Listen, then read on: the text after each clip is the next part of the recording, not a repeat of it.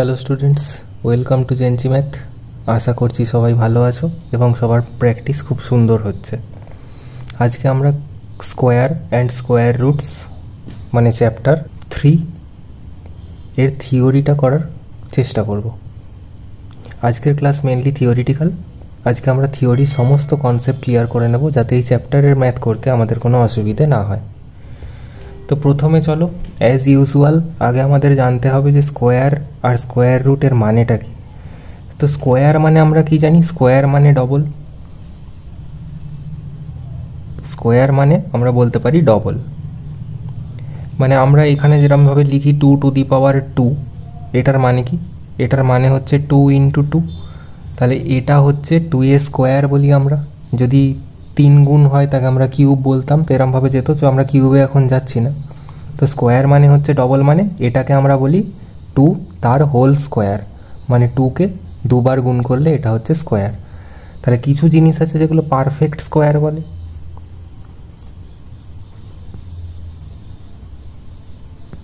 Perfect square কি জিনিস না, সেম দুটো নাম্বার গুণ করলে যদি একটা নাম্বার পাওয়া যায় সেটা পারফেক্ট স্কোয়ার। যেমন যদি আমি 3 ইন্টু 3 মাল্টিপিল করি, দেখো দুটো 3 সেম নাম্বার মাল্টিপিল করলে আমার ভ্যালু কত আসবে? 9। 9 ইজ এ পারফেক্ট স্কোয়ার। যদি তুমি বলো 6 ইন্টু 6 যদি মাল্টিপিল করি, তাহলে দুটো 6 একই নাম্বার দুটো মাল্টিপিল করেছি, তাহলে কত হবে? 6 6 36। 36 ইজ এ পারফেক্ট স্কোয়ার। তাহলে এগুলো হচ্ছে পারফেক্ট স্কোয়ার। তাহলে এখানে যদি আমি বলি যে কোনো একটা ডিজিট দিয়ে দিই, যে ধরো এগুলো তো যেমন ছোট ছোট আছে বলে তুমি মুখে মুখে বলে দিতে পারবে যে 36 6 ইন্টু 6 হয়। যদি বলি 81, তাহলে তুমি বলবে 9 ইন্টু 9 1, মানে 9 ইন্টু 9 81 হয়। তাহলে এটাও একটা পারফেক্ট স্কোয়ার। কিন্তু কেউ যদি বলে দেয় যে 196, এটা perfect square or not?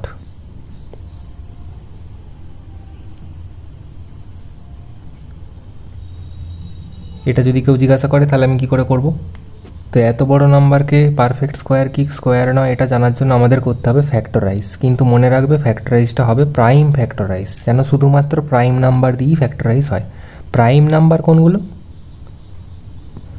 Prime number কোনগুলো না, প্রাইম নাম্বার হচ্ছে সেই নাম্বারগুলো যে নাম্বারগুলোকে 1 আর সেই নাম্বার দিয়ে ছাড়া কাউকে দিয়ে ডিভাইড করা যায় না। যেমন হচ্ছে 2 3 5 7, এগুলো সব প্রাইম নাম্বার, কারণ এদের 1 আর এই নাম্বারটা ছাড়া আর কোনো ফ্যাক্টর নেই।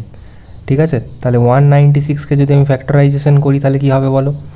196কে প্রথমে 2 দিয়ে ডিভাইড করো, তাহলে 2 দিয়ে ডিভাইড করলে কি হবে? 9 2 যা 18, 1 ক্যারি পড়ে থাকলো মানে 16, 8 2 যা 16।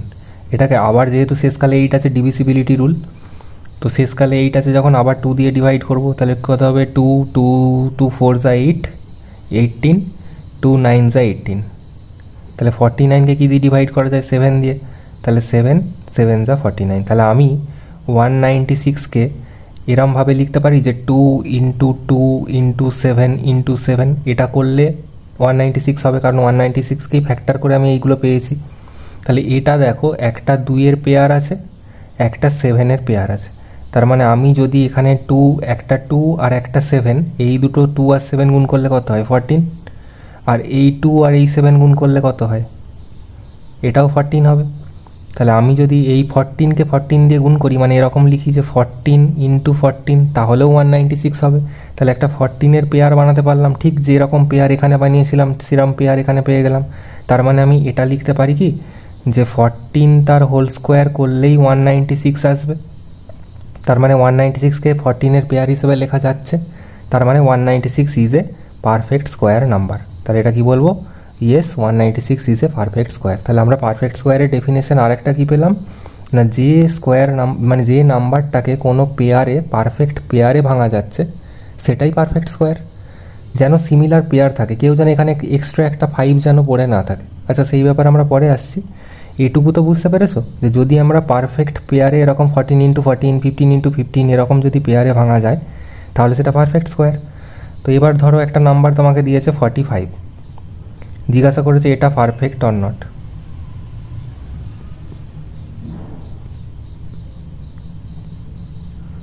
তাহলে বলো 45টা পারফেক্ট অর নট। তো সেম প্রসেস, 45কেও আমরা প্রথমে ফ্যাক্টরাইজেশন করব। 45কে ফ্যাক্টরাইজেশন করলে কত হবে? প্রথমে 5 দিয়ে করো, 5 9 যা 45, 9টাকে 3 দিয়ে, 3 3 যা 9। তাহলে যদি আমি 45কে এরকম লিখি, দেখো তাহলে আসছে 5 ইন্টু 3 ইন্টু 3। তাহলে দেখো একটা পেয়ার তো হচ্ছে, কিন্তু আরেকটা পেয়ার হচ্ছে না। 5 তো 1 অ্যালোন পড়ে আছে। তাহলে এখানে যদি আরেকটা 5 থাকতো তাহলে এটা পারফেক্ট স্কোয়ার হতো। তাহলে কি বলবো? 45 is not a perfect square. ঠিক আছে, তাহলে এটাকে পারফেক্ট স্কোয়ার বানাতে গেলে কি করতে হতো না, যদি আমি এখানে আরও একটা 5-এর যদি মাল্টিপিল করে দিতে পারতাম, যদি করে দিতাম ধরো, তার মানে তাহলে এই 5 আর এই 5-এর একটা পেয়ার হয়ে যেত। তাহলে কি হয়ে যেত না, 45টা স্কোয়ার নাম্বার হয়ে যেত।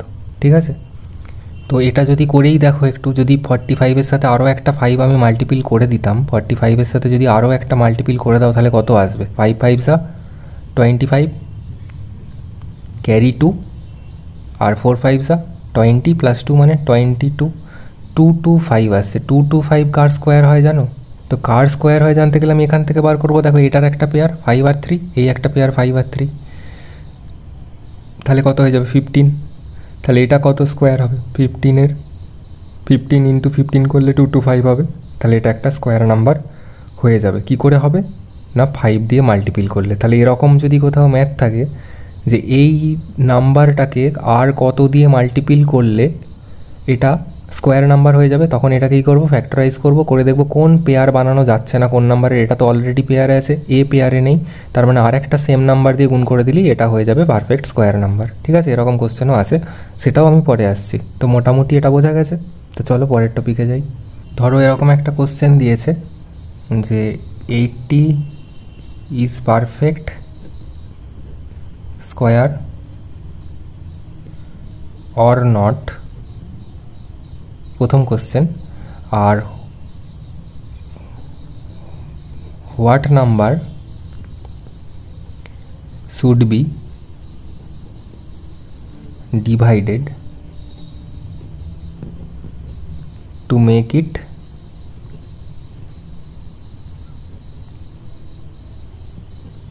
Perfect square. তাহলে কি করব? প্রথমে দেখব, চেক করো যে 80টা কি পারফেক্ট কি পারফেক্ট নয়। তাহলে প্রথমে আগে কি করব না, 80কে ফ্যাক্টরাইজেশন করো। 2 দিয়ে করলে কত হয়? 40, আবার 2 দিয়ে করলে কত হবে? 20, 2 দিয়ে 10, 2 দিয়ে 5। তাহলে 80-র যদি ফ্যাক্টরাইজেশন করি তাহলে আসছে কত? 2 ইন্টু 2 ইন্টু 2 ইন্টু 2 ইন্টু 5। দেখো 2 এর একটা পেয়ার বানানো যাচ্ছে, এই দুটো 2 নিয়েও একটা পেয়ার বানানো যাচ্ছে। তাহলে কাকে নিয়ে বানানো যাচ্ছে না? 5 দিয়ে। তার মানে আরও একটা 5 আমার দরকার ছিল, আরও একটা 5 দরকার ছিল। তাহলে যদি আমি এই 5টাকে দিয়ে এটা ডিভাইড করে দিই তাহলেই না এটা পারফেক্ট স্কোয়ার হয়ে যাবে। তাহলে দেখো 80 ডিভাইডেড বাই যদি 5 করি তাহলে কত হয়? 5 16 80 হয়। তাহলে 16 কি পারফেক্ট স্কোয়ার? দেখো 4 আর 4-এর গুণ করলে 16 হয়, তাহলে 16 হয়ে গেল পারফেক্ট স্কোয়ার। তাহলে কি করব না, আগের ম্যাথটায় যেটা করেছিলাম যে মাল্টিপিল করলে যে যদি বলতো হোয়াট শুড বি মাল্টিপ্লাইড, এখানে তো বলেছে হোয়াট শুড বি ডিভাইডেড, এটা বলেছে ডিভাইডেড। তো ডিভাইডেড করলেও যে পেয়ারটা হচ্ছে না সেটা দিয়ে ডিভাইড করলে হবে। আর যদি আমি মাল্টিপিলও করি, 80কে যদি আমি 5 দিয়ে মাল্টিপিলও করে দিতাম না, তাহলে কত হয়ে যেত? 5 8 40, 400। 400ও একটা কিন্তু স্কোয়ার নাম্বার। 400 কার স্কোয়ার নাম্বার না, 20 ইন্টু 20 করলে 400 হয়। তাহলে বোঝা গেল ডিভাইড বা মাল্টিপিল যদি বলে করতে যে what number should B multiplied, what number should be divided, তাহলে আমাকে আগে ফ্যাক্টরাইজেশন করব, করে দেখব কোন পেয়ারটা নেই, তাকে পেয়ার বানাতে গেলে সেই নাম্বারটাই আর একটা চাই। এরকমও অনেক সময় হতে পারে যে ধরো আছে 3 into 2 into 2 into 3 into 3 into 2, এরকম একটা তুমি ডিজিট পেয়েছো। তাহলে এখানে দেখো এই 3 আর এই 3-র একটা পেয়ার বানানো যাচ্ছে, এই 2 পেয়ার বানানো যাচ্ছে, কিন্তু এই 3 আর এই 2-র পেয়ার বানানো যাচ্ছে না। তার মানে কি করতে হবে, মানে আরও একটা আমাকে 3 ইন্টু 2 করতে হবে। মানে অ্যাকচুয়ালি তখন কি হবে, 6 দিয়ে মাল্টিপ্লাই অথবা 6 দিয়ে ডিভাইড করলে এই নাম্বারটা পারফেক্ট স্কোয়ার হয়ে যাবে। আশা করছি বোঝাতে পারলাম। জিনিসটা কিন্তু খুব সোজা, খালি ফ্যাক্টরাইজেশন করে দেখব কোন পেয়ারটা নেই, সেই পেয়ার নাম্বারটা দিয়েই যদি ওই অরিজিনাল নাম্বারটাকে আমি মাল্টিপ্লাই বা ডিভাইড করে দিই তাহলেই সেটা পারফেক্ট স্কোয়ারে কনভার্ট হয়ে যায়। তাহলে মাল্টিপিল আর ডিভাইডের রুল একই, খালি মনে রাখবো কি না, যে নাম্বারটার পেয়ার নেই সেই নাম্বার দিয়ে মাল্টিপিল বা ডিভাইড করলেই নাম্বারটা স্কোয়ার নাম্বারে কনভার্ট হয়ে যায়। ক্লিয়ার? চলো এবার এই কি স্কোয়ার নাম্বারের কিছু প্রপার্টি আছে, তো দেখা যাক। তো ফার্স্ট প্রপার্টি কি বলেছে, নাম্বার এন্ডিং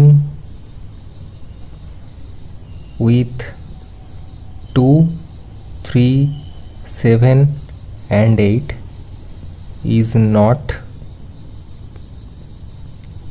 perfect square। মানে কোনো নাম্বারের শেষকালে যদি 2, 3, 7 বা 8 থাকে তাহলে সেটা পারফেক্ট স্কোয়ার হবে না। যেমন ধরো যদি তুমি বলো যে 22, এটা কি পারফেক্ট স্কোয়ার? ফ্যাক্টরাইজ করে দেখো, 2, 11, দেখো আর কোনো কিছু করা যাচ্ছে না, মানে 2 এরও পেয়ার নেই, 11ও পেয়ার নেই, তাহলে এটা পারফেক্ট স্কোয়ার নয়। তাহলে এটাকে পারফেক্ট স্কোয়ার করতে গেলে কি করতে হবে না, আমাকে আরও একটা 11 আর আরও একটা 2 দিয়ে, মানে 11 × 2 মানে কত, 22। এটাকে যদি 22 দিয়ে মাল্টিপ্লাই করে দিই তাহলে হয়ে যাবে। তাহলে 22 × 22 এর ভ্যালু কত, 484। দেখো শেষকালে না 2 আছে, না 3 আছে, না 7 আছে, না 8 আছে, তাহলে এটা শেষকালে কি আছে, 4 আছে। তাহলে এই ডিজিটগুলো যদি থাকে তাহলে এটা পারফেক্ট স্কোয়ার হবে না। তাহলে যদি কখনো কোশ্চেনে জিজ্ঞাসা করে যে কোনো একটা নাম্বার দিয়ে দেয় 196, আমরা যেটা আগে করেছিলাম, বা 225, যদি বলে 225, পারফেক্ট স্কোয়ার কি পারফেক্ট স্কোয়ার নয়, আমরা খালি চেক করবো শেষ ডিজিটটা, দেখো 5 আছে, মানে 2, 3, 7, 8 তো নেই, তার মানে এটা পারফেক্ট স্কোয়ার। তা আমি ওখান থেকে বলে দিতে পারবো যদি এরকম কোশ্চেন দেয়। এটা হচ্ছে 1 নম্বর প্রপার্টি। 2 নম্বর প্রপার্টি কি বলেছে,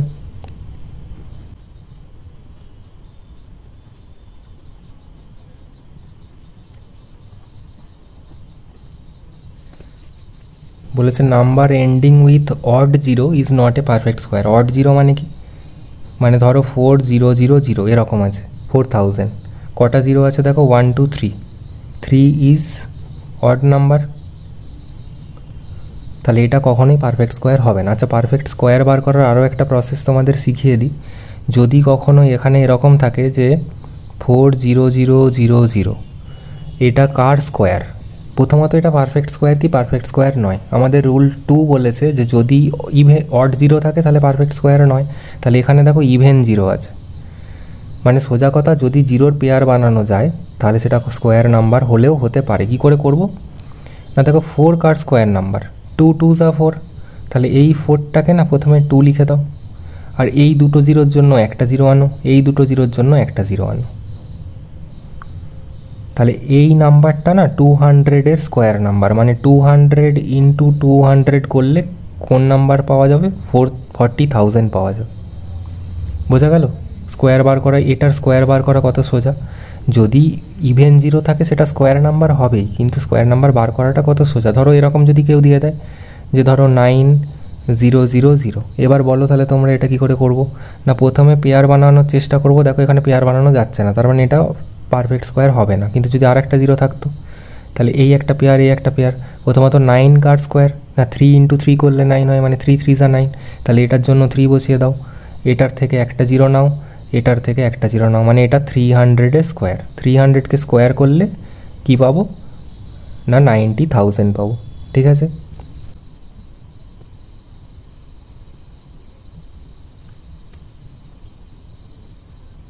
এরটা বলেছে if a number divided by 3 and leaves remainder 2 is not a perfect square. যদি একটা নাম্বার দিয়ে দেয় যেটাকে আমরা 3 দিয়ে ডিভাইড করে দেখছি যে সেটা মানে রিমাইন্ডার 2 পড়ে থাকে, তাহলে এটা পারফেক্ট স্কোয়ার হবে না। আচ্ছা, আগে একটা পারফেক্ট স্কোয়ার নাও, ধরো 64, এটাকে যদি আমি 3 দিয়ে ডিভাইড করি তাহলে কি হবে, প্রথমত 64 কার হয় জানো তো, 8 × 8 করলে 64 হয়, তার মানে এটা স্কোয়ার নাম্বার। তো আমরা চেক করবো, রুল চেক, দেখো 3 2 যা 6, পড়ে থাকলো 4, 3 1 যা 3, দেখো পড়ে থাকছে 1, রিমাইন্ডার হিসেবে কত পড়ে আছে 1, তার মানে এটা পারফেক্ট স্কোয়ার। তাহলে যদি এটাকে 65 করে দিই, এবার তার পারফেক্ট স্কোয়ার নয়। তাহলে এবার যদি আমি 3 দিয়ে ডিভাইড করি, দেখো 3 2 যা 6, 5, 3 1 যা 3, দেখো 2 রিমাইন্ডার আসছে, দেখেছো। যদি 2 রিমাইন্ডার আসে 3 দিয়ে ডিভাইড করে, তাহলে কি হবে, এটা পারফেক্ট স্কোয়ার নয়। তাহলে 65 is not a perfect square.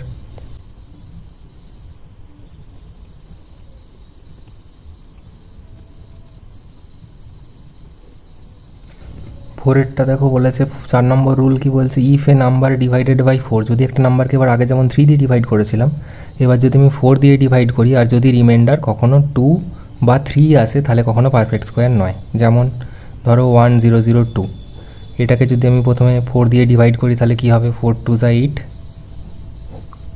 20, 4 5 যা 20, 2, দেখো রিমাইন্ডার কত বেরিয়েছে 2, তার মানে 1002টা পারফেক্ট স্কোয়ার নয়। আচ্ছা, রুল নাম্বার 5টা এমসিকিউয়ের জন্য খুব ইম্পর্টেন্ট। এটা এমসিকিউয়ে প্রচুর আসে, তো এটা তোমরা মনে রাখবে যে square of even number is always square. আচ্ছা, ইভেন নাম্বার মানে কি বলো তো? ইভেন নাম্বার মানে তো জোড় সংখ্যা। তার মানে ধরো কারোর কাছে যদি আমি বলি 4টে কোনো একটা জিনিস আছে, তাহলে এটা একটা স্কোয়ার নাম্বার। তুমি বলছো ইভেন নাম্বার, তাহলে এটাকে যখন আমি স্কোয়ার করছি মানে ডবল করছি, তাহলে এখানে আরও যদি তাকে 4টে দিয়ে দিই তাহলে নাম্বারটা তো সবসময় ইভেনই থাকবে। তাহলে এই জন্যই square of even number is always square. তার মানে যদি আমি 4 স্কোয়ার করি, তার মানে কি করেছি, 4 এর সাথে 4 মাল্টিপ্লাই করেছি, তাহলে ইভেন নাম্বারের সাথে ইভেন নাম্বার মাল্টিপ্লাই করেছি, তাহলে তার ভ্যালু কত আসবে, 16, যেটা একটা ইভেন নাম্বারই আসবে। মানে আমি সবসময় ইভেনকে আবার ইভেন দিয়ে গুণ করছি। আবার ইভেন দিয়ে যদি গুণ করি তাহলে কী হবে, আবার ডবল হয়ে যাবে, মানে এই দুটোকে যদি ডবল করে দিই সেই ইভেনই তো থাকবে। তাহলে এইটুকু মনে রাখবে যে square of even number is always even হবে। আচ্ছা, রুল নাম্বার 6, 5-এর ঠিক opposite, square of odd number is always odd. সেটা তো হবেই। কারোর কাছে যদি 3টে জিনিস থাকে, আমি যদি এটাকে স্কোয়ার করে দিই, মানে আমি যদি আরও তাকে 3টে দিই, তাহলে এটা কোনো দিনই ইভেন হবে না, তাহলে সবসময় অডই হবে। তাহলে যদি কখনো 3 এর স্কোয়ার করি, 3 ইজ অড নাম্বার, তাহলে এটা কত হবে, 3 × 3 মানে কত হবে, 9, 9 is also a odd number. Rule number 7 বলেছে দেখো, square of proper fraction is smaller then original fraction. আচ্ছা, প্রপার ফ্র্যাকশন কোনটা, মানে যার নিউমারেটর ছোট ডিনোমিনেটর বড়। আমি ধরে নিচ্ছি একটা 3/8, এটাকে যদি আমি স্কোয়ার করি তাহলে কি হবে না, 3-এরটাও স্কোয়ার আর 8-এরটাও স্কোয়ার, তাহলে এখানে কি হবে, 3 3 যা 9, 8 8 যা 64। তো এটার থেকে অনেক বড়, এটা ছোট হয়ে যাবে। তো এটা বুঝতে গেলে অনেকটা এরকমভাবে ভাবো যে একটা তোমার কোথাও বার্থডেতে গেছিলে, কারোর একটা বার্থডে পার্টিতে, সেই বার্থডে পার্টিতে এই কেকটাকে প্রথমে কেউ 8 কুচি করেছিল, মানে 8 পিস বানিয়েছিল, ঠিক আছে। এর থেকে তোমাকে কেউ 3 পিস দিয়েছে, মানে 1 2 3 মানে এতটা পিস দিয়ে এতটা পোর্শন দিয়ে দিয়েছে ধরো, তাহলে তুমি এতটা পোর্শন পেয়েছো।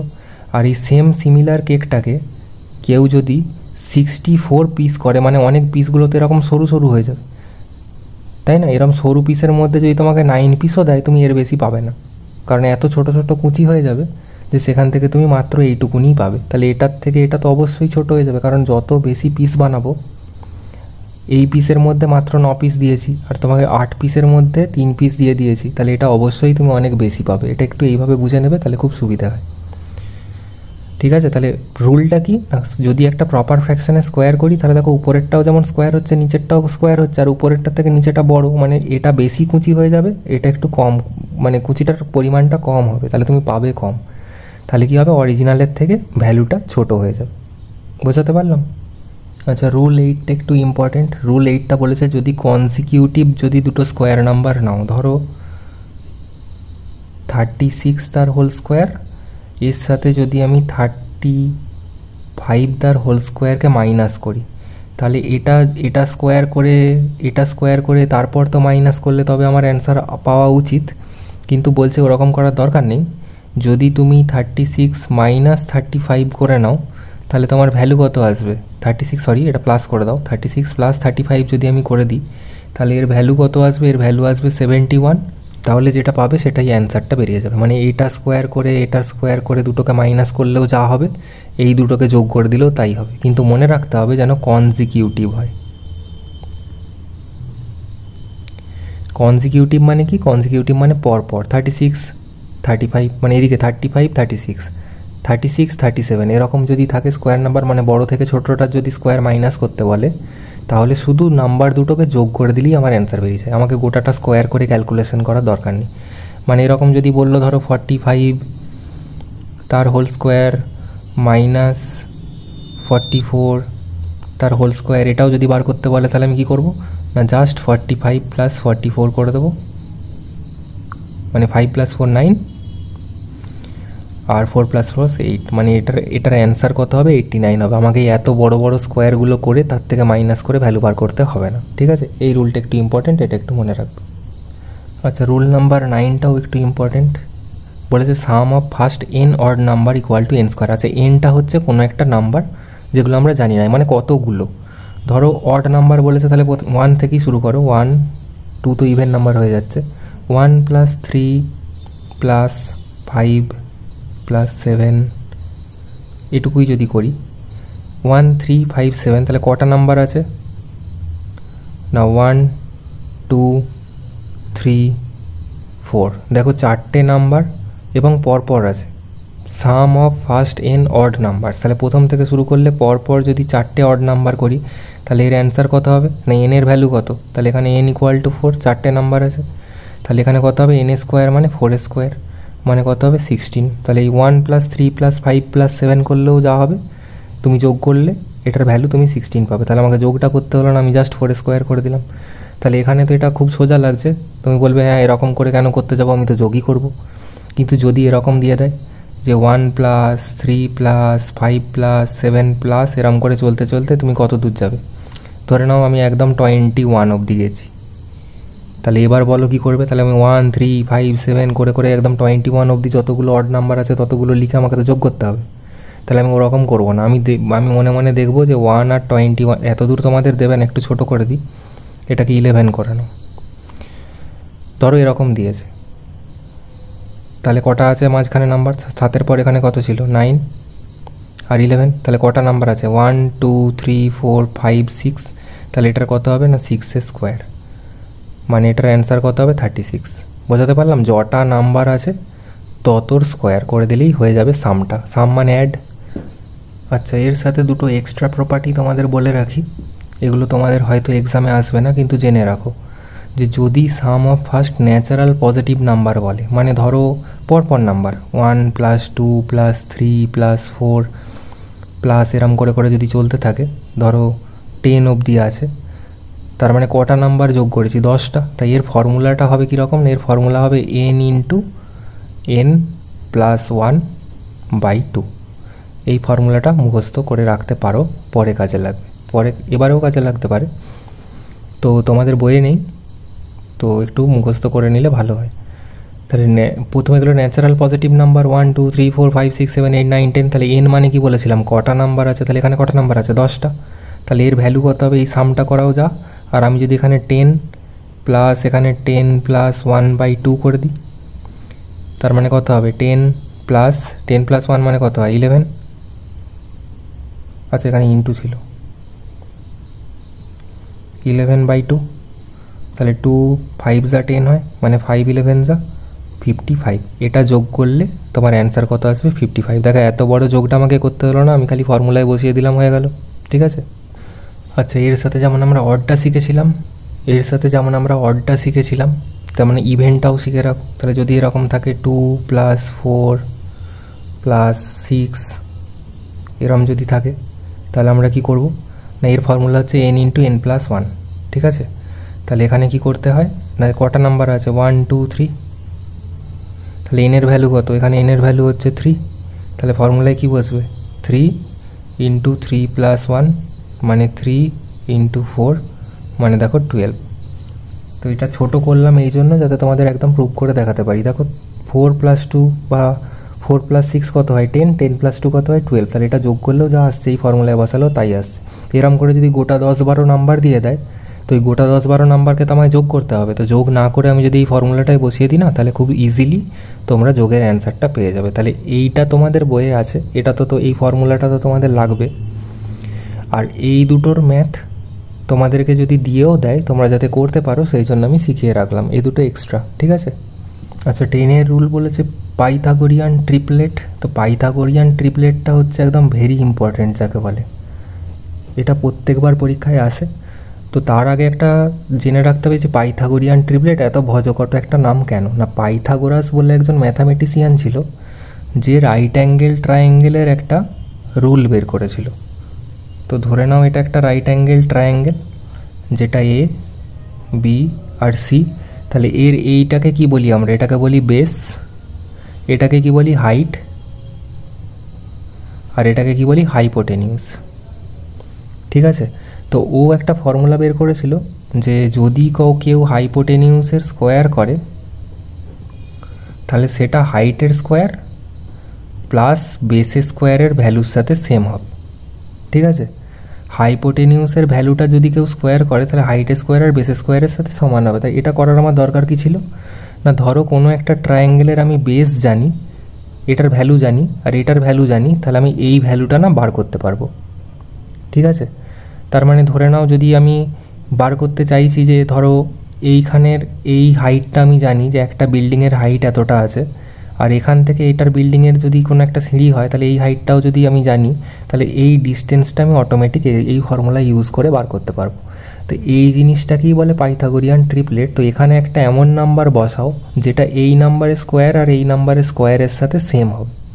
ঠিক আছে, তাহলে নাম্বারগুলো আমরা কি করে বার করব না, যদি একটা নাম্বার হয়, ধরে নাও এম যদি একটা নাম্বার হয়, এম হচ্ছে সেই নাম্বারটা, কি রুল হচ্ছে না, এমকে অবশ্যই মানে এম গ্রেটার দেন 1 হতে হবে, 1-এর থেকে ভ্যালু বেশি হতে হবে তবেই হবে। তার ট্রিপলেটটা কি হবে না, একটা নাম্বার হবে 2m, আর একটা নাম্বার হবে m স্কোয়ার -1, আর একটা নাম্বার হবে m স্কোয়ার +1। ঠিক আছে, তাহলে এম এর জায়গায় একটা 1-এর বেশি নাম্বার ধরে নাও, ধরো এম এর জায়গায় তোমাকে নাম্বার দিয়ে দিল, ধরো বললো যে m = 2, এর তুমি পাইথাগোরিয়ান ট্রিপলেট বার করো। তাহলে প্রথমে 2m এ বসিয়ে দেবো, বলো প্রথম নাম্বারটা কি হবে না 2 × 2 মানে প্রথম নাম্বার 4, পরের নাম্বারটা কি হবে 2 স্কোয়ার -1 মানে 2 2 4 -1 মানে কত হলো 3। তাহলে একটা নাম্বার হলো 4, একটা নাম্বার হলো 3, আর একটা নাম্বার কত না 2 স্কোয়ার +1 মানে এটা হচ্ছে 4 + 1, তার মানে কত হলো 5। তাহলে যেটা বড় নাম্বার সেটা হাইপোটেনিউসে ধরো, যদি আমি বলি এটা হাইপোটেনিউস ছিল 5 সেন্টিমিটার ধরে নাও, এটাই ছিল 4 সেন্টিমিটার ধরো হাইট ছিল, আর ধরে নাও 3 সেন্টিমিটার হচ্ছে বেস। তাহলে দেখো মিলছে কি না, যদি 5 স্কোয়ার = যদি আমি তাহলে এখানে লিখেই তো দিতে পারি যে 3 স্কোয়ার 4 স্কোয়ার + 3 স্কোয়ার এটা হবে। তাহলে 5 5 যা কত হয় বলো 25 হয়, 4 4 যা কত হয় 16, 3 3 যা কত হয় 9, 16 আর 9 যোগ করলে 25 হয় হচ্ছে। তার মানে 5 4 আর 3 হচ্ছে এমন তিনটে নাম্বার যে 5 স্কোয়ার করলে 4 স্কোয়ার আর 3 স্কোয়ার অ্যাড করলে তবে 5 স্কোয়ার হয়। তাহলে 4 3 আর 5 এই তিনটে নাম্বারকে কি বলবো আমরা, এই তিনটে নাম্বার হচ্ছে পাইথাগোরিয়ান ট্রিপলেট।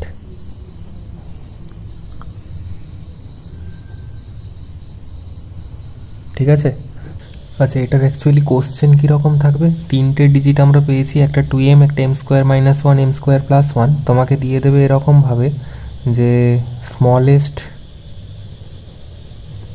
নাম্বার ইজ ধরে নাও 6, এর আমাকে ট্রিপলেট বার করতে হবে। তাহলে স্মলেস্ট নাম্বারে এই তিনটের মধ্যে স্মলেস্ট হবে সবসময় 2m। তাহলে আমরা ধরে নেব যে লেট 2m = যদি 6 হয় তাহলে m = কত হবে, 2m যদি 6 হয় m মানে 2, 6/2 মানে 2 3 6 মানে m = 3 হয়ে গেল। এবার m এর এই 3 ভ্যালুটা না, একটা তো পেয়েই গেছে এটা 6, এই দুটো জায়গায় বসিয়ে দিতে হবে। তাহলে একটা হবে m স্কোয়ার +1 মানে 3 স্কোয়ার +1 মানে 3 3 9 +1 মানে একটা হচ্ছে 10, আর একটা হচ্ছে m স্কোয়ার -1 মানে 3 3 9 -1 মানে হচ্ছে 8। তাহলে আমার একটা নাম্বার 6 বলে দিয়েছিল, তাহলে আর একটা নাম্বার হলো 10, আর একটা নাম্বার হলো 8। এই 6 8 আর 10 হলো তিনটে নাম্বার যারা পাইথাগোরিয়ান ট্রিপলেট। এরকমভাবে ম্যাথগুলো দেয়া থাকবে, মানে একটা স্মলেস্ট নাম্বার দেয়া থাকবে, তার থেকে তোমাকে বাকি দুটো নাম্বার বার করতে হবে এই ফর্মুলাটা কাজে লাগে। ঠিক আছে, তাহলে এই ফর্মুলাটা মনে রাখবে কি হয় না, একটা 2m, একটা m স্কোয়ার -1, একটা m স্কোয়ার +1, তাহলে তিনটে নাম্বার তোমরা পেয়ে যাবে। আচ্ছা এই 10টা থিওরি যদি মনে রাখো তাহলেই স্কোয়ার আর স্কোয়ার রুটের গোটা চ্যাপ্টারের আর কোথাও কোনো প্রবলেম হওয়া উচিত নয়। যদি পুরোপুরি প্রপার বুঝতে পেরে থাকো তাহলে আর আটকাবে না। তো অনেকেই আমি দেখি অঙ্ক মুখস্থ করে ফেলে, অঙ্ক যেন মুখস্থ করো না, ফর্মুলাগুলো মুখস্থ তো করতেই হবে কিন্তু জিনিসটা কনসেপ্ট বুঝে মুখস্থ করবে। কখনো এমন মুখস্থ করো না যে তুমি বুঝতে পারলে না, খালি এটুকু মনে রাখলে যে পাইথাগোরিয়ান ট্রিপলেট বার করতে গেলেই এটা করতে হয়, এরকম কোনো ব্যাপার নেই। হয়তো এই কনসেপ্টটাও যদি তোমার মনে থাকে যে হাইপোটেনিউস একটা, বেস একটা, হাইট একটা, তার মানে হাইপোটেনিউসের স্কোয়ার = হাইট স্কোয়ার আর বেস স্কোয়ারের যোগ করলে হয়, তাহলে অটোমেটিকই এটা মনে পড়ে যাবে। তাহলে এখানে আমরা ভ্যালু বসালে অটোমেটিকই বেরোবে। তো যাই হোক, মানে বলতে এটা চাইছি যে কনসেপ্ট ক্লিয়ার করে তবে এগোবে, যতক্ষণ না কনসেপ্ট ক্লিয়ার হচ্ছে ততক্ষণ তোমরা এগোবে না। তাহলে দেখবে যে ম্যাথ খুব ইজি লাগবে। আর ম্যাথ সাবজেক্টটা খুব ইজি, আমরা বুঝতে পারি না বলে শক্ত লাগে। যে ম্যাথটাই শক্ত লাগছে জানবে সেই ম্যাথে তোমার কনসেপ্ট ক্লিয়ার হয়নি, তাই শক্ত লাগছে। আর যে ম্যাথে দেখবে কনসেপ্ট ক্লিয়ার হয়ে গেছে সেই ম্যাথটা দেখবে খুব ইজি লাগছে। তাহলে চেষ্টা করবে প্রপার কনসেপ্ট ক্লিয়ার করে তবে এগোনোর, তাহলেই হবে। ঠিক আছে, আজকের ক্লাস এখানেই শেষ করছি, পরের দিন দেখা হচ্ছে।